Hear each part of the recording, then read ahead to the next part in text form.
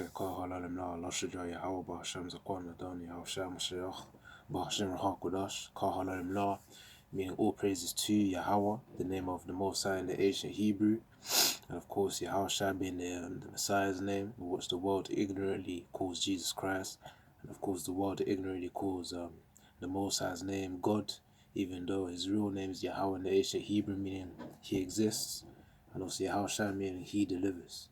But the point of this lesson today is, the topic is called each man to their affliction. Because, in this truth as well, one thing you also realize, as a young brother entering this truth, Salakia, as a young brother entering this truth, you know that you got to face certain things that you need to just deal with for the time being, that you need to endure. So, let me get to the first scripture. Because, being in this truth isn't just, of course, yeah, the main service is to preach, to teach, to learn first, then to start preaching out there in the highways and the marketplaces, teaching Israel, specifically Jake. And of course, that's our main service, but also we've got to know that we also have a cross as we do that to carry, which I'm going to get that scripture right now, Yaratazar. It's in Mark 8, verse 34. So, okay, let me just get it quickly.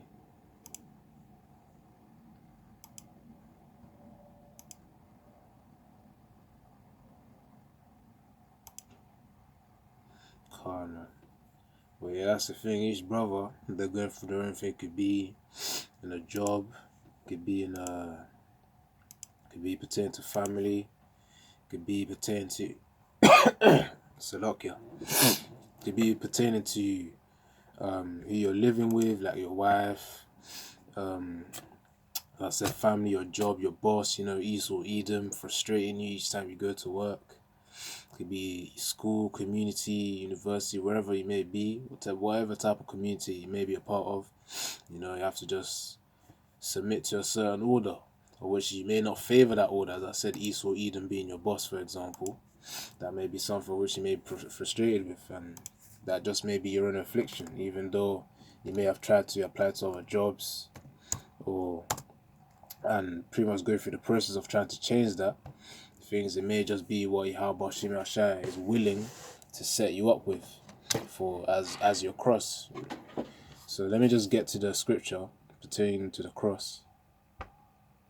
So it says in Mark 8 verse 34, it says here, and when he had called the people unto him with his disciples also, he said unto them, whosoever will come after me, let him deny himself and take up his cross and follow me. So let's read that key part again. It says, whosoever will come after me. So pretty much pertaining to the Archim who are doing the works right now, who want to be a servant of Yahushua. It says, let him deny himself and take up his cross and follow me.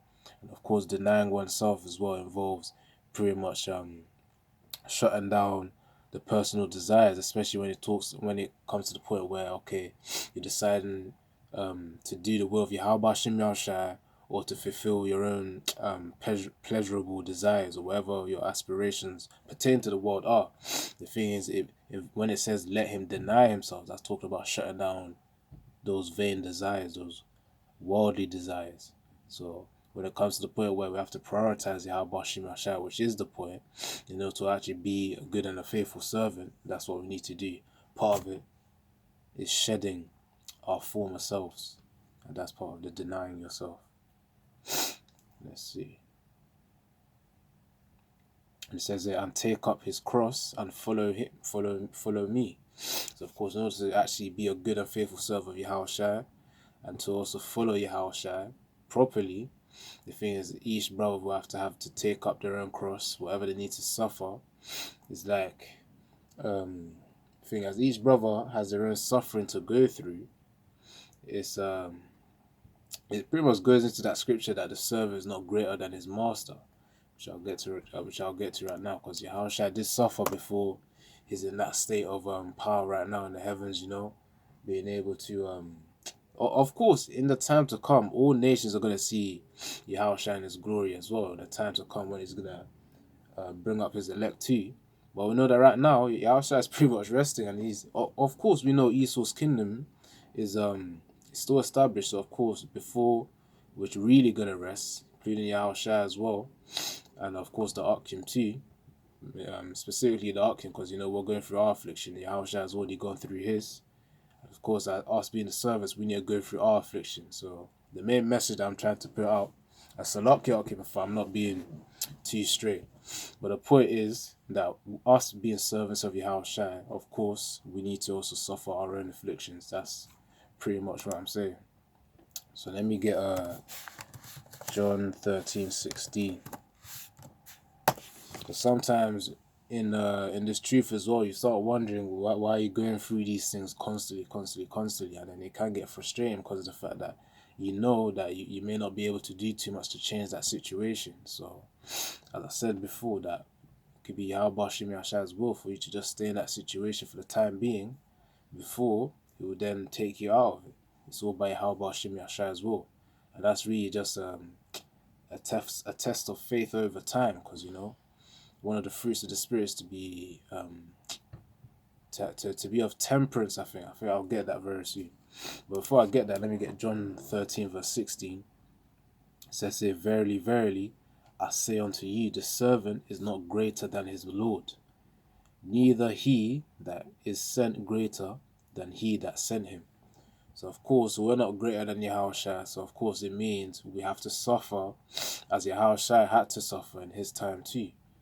So of course that's just talking about the importance of us going through our own affliction. As I named the lesson, each man to their affliction, which means it's specific to each brother of what they suffer, what type of cross they carry. Some brothers may be heavier than others. There may be a sickness, an asthma, or some kind of a biological skin disease or something of that sort. That's one type of affliction. And on top of that, some brothers may have another layer, like let's say having a boss at work, which you may be frustrated with, you have to handle daily, during the time that you work. And on top of that as well, imagine also having a demon to come back to as well, especially a wife that I'm talking about, because it's not easy, of course, finding a so-called perfect woman, because right now, of course, majority of the women upon earth, of course, we're not including the sisters, the few sisters who watch these videos, but majority of the world, the majority of the women are pretty much in that wicked mindset, getting influenced with all this social media, all these trends, and yeah, pretty much not being in order. The point being is that some brothers have a heavier affliction than others, but of course Yahweh Shem Yahshua knows what type of cross to give each brother to carry onto the end, onto that moment of salvation. And even in those down moments as well, Akim, it's also key to keep meditating upon the times to come as well. Because if you really think about it, we're not just carrying this cross for no vain reason. Because others carry their cross, their so-called cross. The reason why I say so-called cross, because when you see these motivational videos about getting on the grind, getting on the hustle, that's for worldly things though. That's the thing. Talking about getting on the grind to be a millionaire, billionaire, that's for worldly things. For us, when we carry our cross, we don't do it in vain. We do it to serve Yahweh Shem Yahushua and also to build up the kingdom.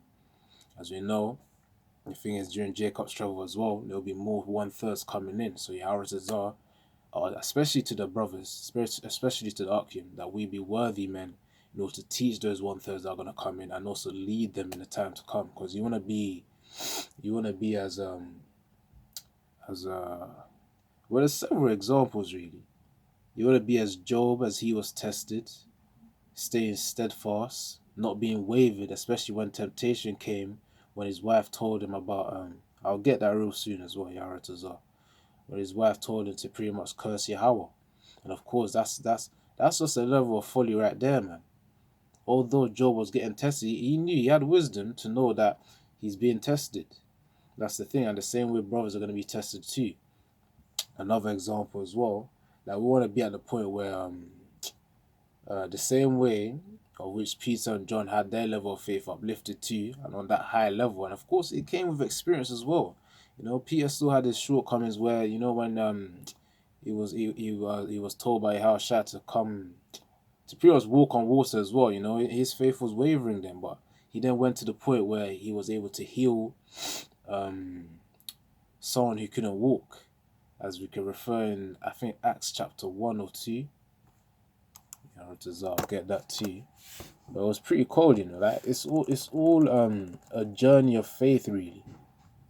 Go from one level of faith to another and just keep getting stronger, to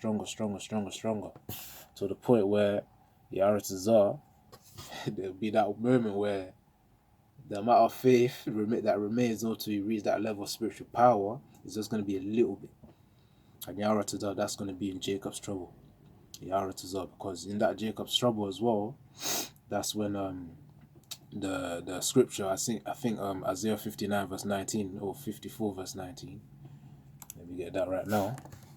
But when the enemy comes in as a flood, then the Yahweh Shem Yahshai will lift up a standard. Yeah. Should appear right now. I don't know why it's not appearing. Maybe the thing is glitched out. Alright, let me try this then.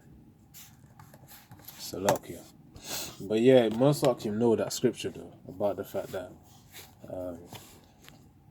when the enemy comes in as a flood, that's why the internet connection broke off.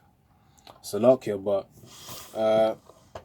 Yaratazar, I'll just continue, but Yorkin should know the scripture where it says in Isaiah chapter 59 verse 19 about, roughly paraphrasing the scriptures, when the enemy comes in as a flood, then Yahweh Shem Yahshai will lift up a standard against him.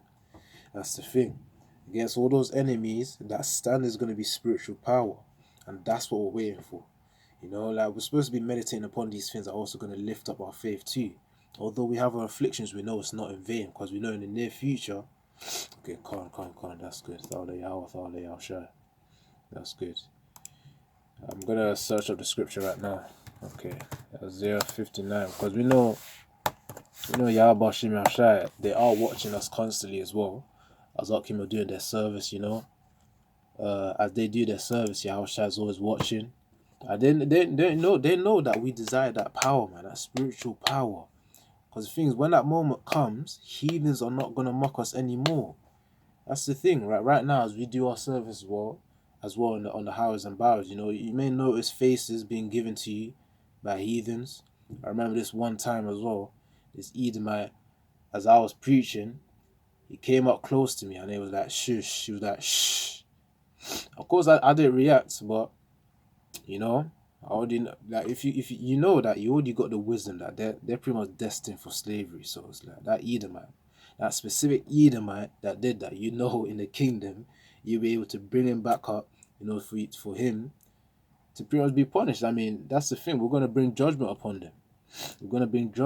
So there's no need to just make too much of a fuss of it right now. But we know they're destined to serve us and also to be judged by us as well, Israel, according to Yahweh Shem Yahshai and the words of the scriptures of Yahweh Shem Yahshai. This is Isaiah 59 verse 19. So shall they fear the name of the Lord Yahweh from the west, and his glory from the rising of the sun. When the enemy shall come in like a flood, the Spirit of the Lord Yahweh Shem Yahshai shall lift up a standard against him. And that standard is going to be high. Man. The thing is, you know, brothers, of course, you know, that's the thing, like, every time when the flesh seeps in, you know, let me try and clear what I'm saying. When when those fleshly desires or fleshly fears come about, like, what else? Wait. Like, you know, famine, pestilence, all these things of the world of which Yahweh Shem Yahshai did prophesy that it's going to come upon the earth, upon Israel, you know, during Jacob's trouble. Us knowing that, we know that Yahweh Shem Yahshai was promised in Job chapter 5 that we're going to laugh during famine and destruction. That's the thing. If he said that, that's faith. That's faith alone to make you keep going and pretty much hold your cross, man. To keep suffering through whatever afflictions you may be going through, because you know it's only temporary. although it looks as if it's a long time, it's not a long time. Because we already know from what's going on today. Mark of the Beast update, Neuralink. Elon Musk is trying to do his trials right now. They're trying to also introduce the chip as well in Babylon. They're also going to start introducing the chip in probably other countries too. QR codes as well. From there, going to start transitioning. I know all these ATM machines as well. The thing is, instead of withdrawing cash, I don't even know, but the thing, I'm just meditating upon the fact that we're getting closer upon these times where instead of showing your ID, people are going to start showing their chips. And that's the thing, that event, in order to speed up the transition into that beast system to be fully established, is going to happen very soon. We're just not even slowly, but at a pace, at a certain pace, we're getting into it. And the thing is, that snap where it's going to quickly transition to that beast system is happening and will happen eventually. And of course, in the midst of that, is going to be Jacob's trouble as well, where a lot of 2/3 are going to be slayed. Of course, this year being deemed the year of turn up by Apostle Tahar, things we know, Salakia, we know that of course judgment is going to be turned up. And of course, turning up in terms of also the speeding up of these prophecies as well. Because, this place is hell, man. This place is hell. That's the thing. It's frustrating, Akim, as we know. All these afflictions we got to go through. Even just little things like, when you get disrespect from those of which are around you. And I'm talking about family members. That's the thing. You get disrespect because of the fact that you believe what you believe in. And I'm talking about when you try and prophesy your faith. Show your faith to Yahweh Hashem Yahshua, trying to explain the scriptures to them about the fact that Yahweh ain't no Edomite. The basic things that an Israelite should know. Trying to explain it to them, then because of the fact that you're so dedicated upon this truth, then it's frustrating, Akim. But I don't wanna get too emotional. But yeah, this is Job chapter 5 verse 19. It says, "He shall deliver thee in 6 troubles, yea, in 7 there shall no evil touch thee." It says, "Yea, in 7 shall no evil touch thee," man. So of course 7 meaning completion as well. Of course 6 as well, meaning man. So meaning, if you really want to think about it, Esau, Edom, whatever type of trouble that Yahweh Hashem Yahshua may send him, because Yahweh Hashem Yahshua controls both sides. So whatever troops or police, whatever type of trouble which he sends through Esau, the thing is, Yahweh Hashem Yahshua will always be watching us and will always look after us. It says, "In 7 there shall no evil touch thee." Job chapter 5 verse 19. "He shall deliver thee in 6 troubles, yea, in 7 there shall no evil touch thee."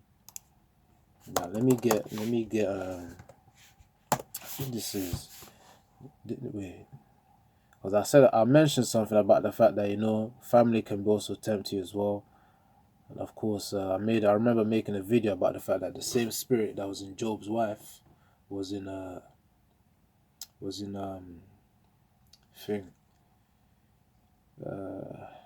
Salakia, because I was thinking whether I should turn on the lights or not.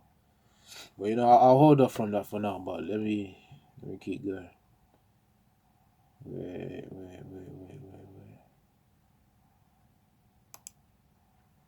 I think it's Job chapter 2. Oh, God, this is it. So this is Job chapter 2 verse 9. Job chapter 2 verse 9. It says, "Then said his wife unto him, Dost thou still retain thine integrity? Curse God and die." So she was pretty much saying, curse Yahweh and die. What the flip? That's the folly that came out of her mouth. That's the thing. That's how I think dire is the word. That's how bad the situation was. Or dire. What does dire even mean? It says extremely serious or urgent. So of course she was probably feeling the effects as well. And then this is verse 10. It says Job chapter 5 verse 10. It says here, "But he said unto her, Thou speakest as one of the foolish women speaketh. What shall we receive good at the hand of Yahweh? And shall we not receive evil? In all this, did not Job sin with his lips? So of course, he still kept his integrity and power. Salakia.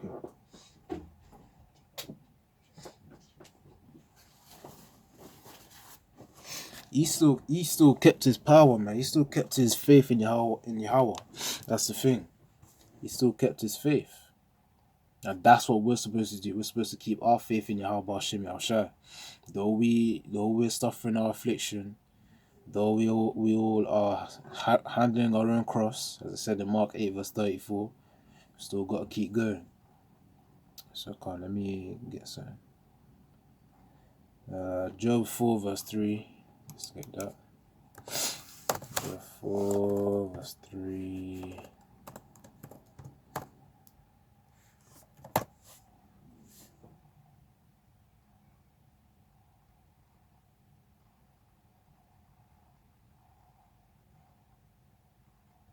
So look, so this was pretty much, in terms of context, this was pretty much about when Job's friend met him. I think it's let me actually get the full chapter.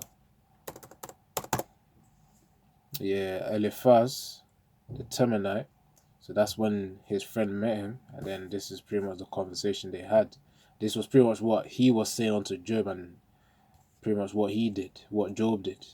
It says, this is Job chapter 4 verse 3. It says, behold, thou hast instructed many, and thou hast strengthened the weak hands. Verse 4, thy words have upholden him that was falling, and thou hast strengthened the feeble knees. Verse 5, but now it is come upon thee that thou faintest, it toucheth thee, and thou art troubled.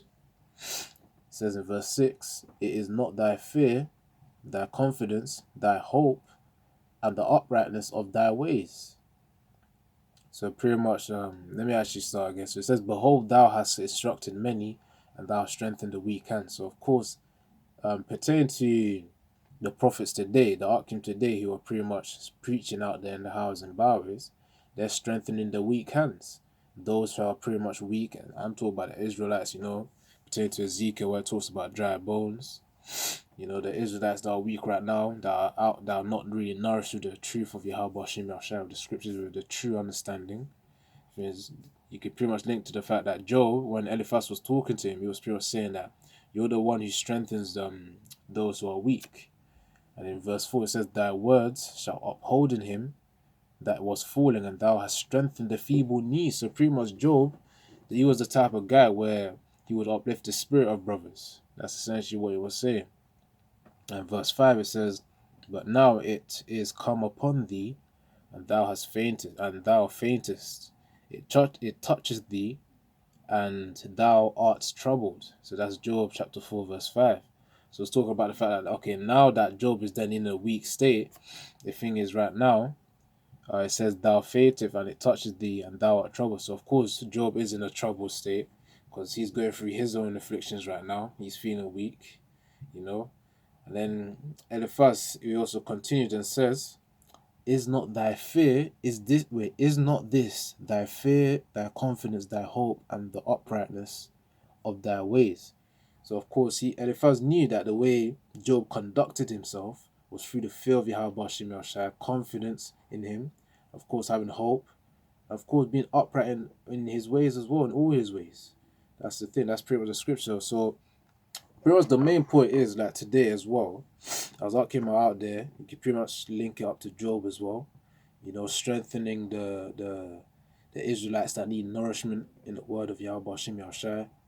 And also, when we also face our own afflictions, the key thing is for us to also use the same things of which we use to uplift the faith of other Israelites. We're supposed to use it upon ourselves too. That's the thing, which is why the scriptures also say everything's written for our own learning too. And also we should meditate upon things that will help to uplift our faith and, keep doing this work, keep motivating us to do this work. Each man to their own affliction, but also we gotta know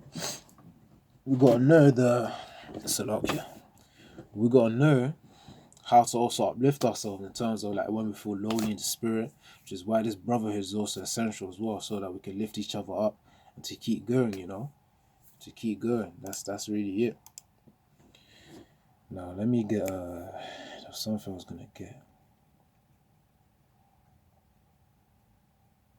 So, yeah, man, Job was pretty much going through his affliction, and the key part was for him to also stay strong as he was strengthening other Israelites. So Khan says Genesis 39. Let me get that too. I think this is pertaining to Joseph, because he was accused by a woman who wanted to lie with him. He wanted to tempt him to lie with him. But of course, Job ran away, leaving his garments. I'm just quickly summarizing this, but I'm going to read it as well. And of course, after Job left his garments, the thing is, the wife of the Egyptian master that was ruling over Joseph, that Joseph served really, and after that, the thing is, after the wife of the Egyptian master lied and falsely accused Joseph of trying to lie with her, pretty much go into her. The thing is, after that, the thing is, the Egyptian master, of course, not knowing the truth, casts Joseph into the prison. But Yahweh Shem Yahshai had mercy upon Joseph, and of course, the prison keeper had mercy in the eyes of Joseph. So I'll just quickly summarize the story right there before I read, but I'll still read it though. I'll still read it. Because that was an affliction right there. Imagine having to be in prison for that long just because of a false accusation. Day by day you'll be meditating. Like certain Akim today right now, we'll just be thinking, what in the world? Because of the fact that you've been falsely accused. And we know we're coming into those times as well.